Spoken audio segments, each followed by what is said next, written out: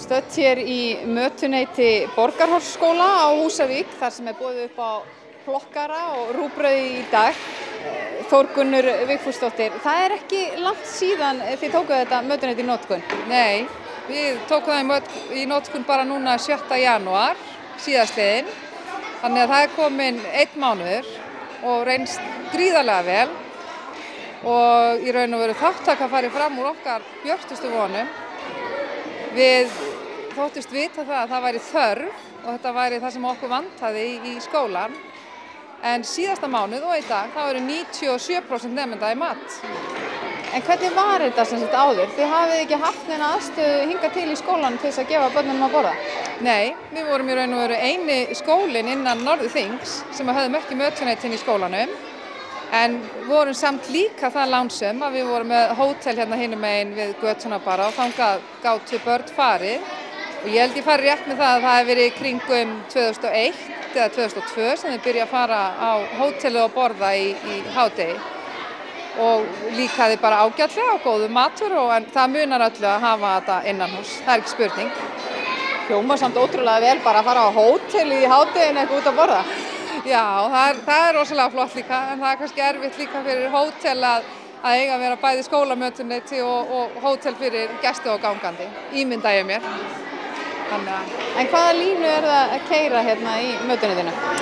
Við leituðum nú fanga svona víða, bæði hér heima og svo erlendis, kíktum aðeins á hvað Finnarnir væru að gera og það sem að Finnar hefðu tekið upp var sjálfskömmtunarkerfi og þeirra reynsla var sú að mun minna væri hent af mat þegar nemendur skömmtuðu sér sjálfir og við tókum þá ákvörðun að hér skammta sér allir sjálfur frá bara 1. bekk og upp úr.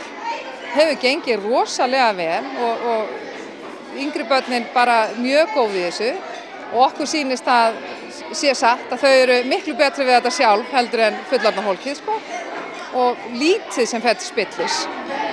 Þú segir lítið sem fer til spillis en það hlýtur samt að taka lengri tíma eða það ekki matartími þegar börnin skammta sér sjálf?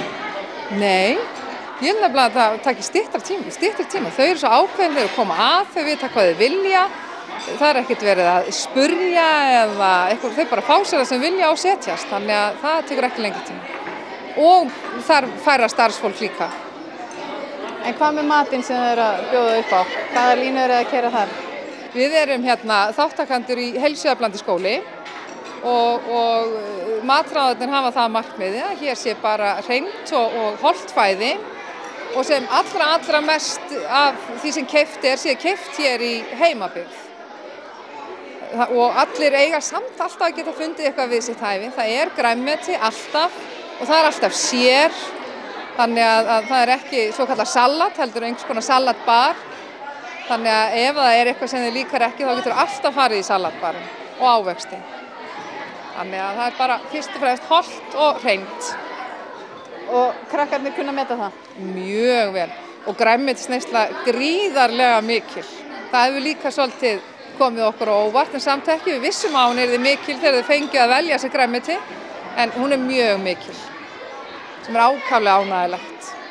Og svo fá að drekka sjálfsögðu allir bara vatn með.